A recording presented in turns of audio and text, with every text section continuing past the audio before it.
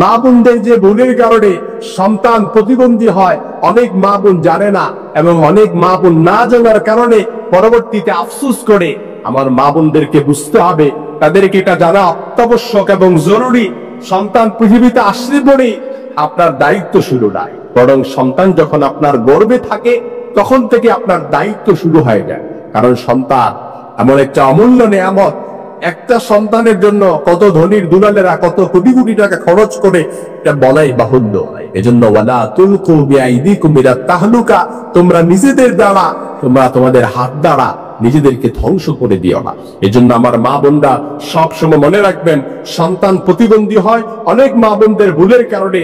এর প্রথম যে 5টি কোরআন এবং হাদিসের কম্পাইলেশনে আমি যে 5টি কোড নির্ধারণ করেছি, একসাথে কোড করেছি, এর প্রথম নাম্বার হচ্ছে যখন রক্ত সম্পর্কীয় বিবাহ হয়।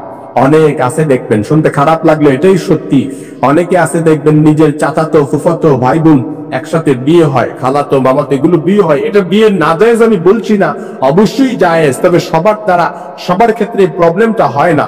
অনেকে আছে দেখবেন পরিবারের আগ থেকেই যদি জেনেটিক প্রবলেম থাকে, যার কারণে প্রতিবন্ধী হওয়ার আশঙ্কা সবচাইতে বেড়ে যায়। কারণ ইংরেজিতে কিন্তু একটি প্রবাদ আছে, blood ties can carry hidden curses, অর্থাৎ রক্তের সম্পর্ক মাঝে মাঝে কিন্তু গোপন রূপ বহন করে।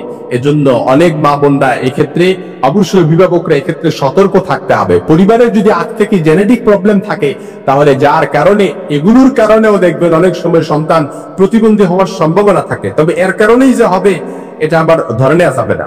2 নাম্বার, অনেকে দেখবেন অনেক মা বোনরা গর্ভাবস্থায় হারাম কাজ করে। আহা, গর্ভাবস্থায় কোনো মা যদি হারাম ও গুনাহের কাজ করে, মনে রাখবেন এই হারাম ও গুনাহের কাজ করার কারণে আপনার সন্তান প্রতিবন্ধী হওয়ার সম্ভাবনা সবচেয়ে বেড়ে যায়।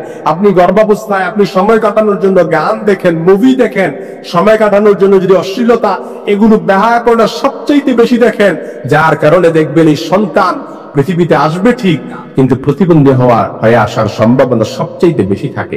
এজন্য আমার মা বোনরা সবসময় মনে রাখবেন, ইমাম ইবনুল কাইয়িম রাহিমাহুল্লাহ বলেন, গর্ভাবস্থায় মায়ের চরিত্র আমলই গঠন করে দেয় একজন সন্তানের ভবিষ্যৎ কি হবে।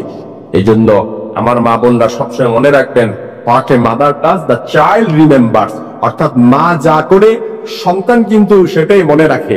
এই জন্য গর্ভাবস্থায় আপনি কি কি কাজ করছেন এগুলো কিন্তু আপনার সন্তান মনে রাখবে, এগুলো কিন্তু আপনার সন্তানের প্রতি প্রভাব পড়বে।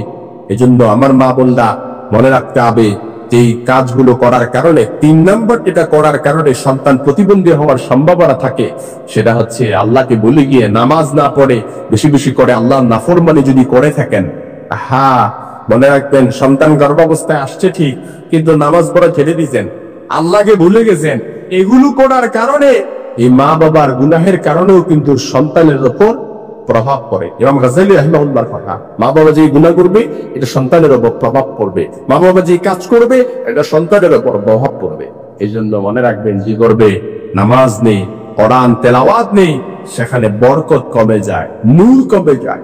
এই জন্য সন্তানকে যদি আল্লাহওয়ালা বানাতে চান, সন্তানকে যদি নৈতিকতার শিক্ষায় শিক্ষিত করতে চান, কিংবা আপনি যদি চান আপনার সন্তানটা একটা নৈতিকবান অর্থাৎ একটা সৎ সন্তান হোক, কিংবা সুন্দর এবং গঠন সব দিক দিয়ে একটা সুস্থ সবল সন্তান যেন আল্লাহ তাআলা দান করেন, এই জন্য অবশ্যই আল্লাহকে ভুলে গেলে চলবে না। নামাজ, কোরআন তেলাওয়াত বেশি বেশি করতে হবে।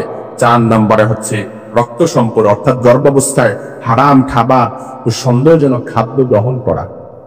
অনেক মা বোন আছে, অনেক পরিবারে আছে হারাম ইনকাম করে। আহা,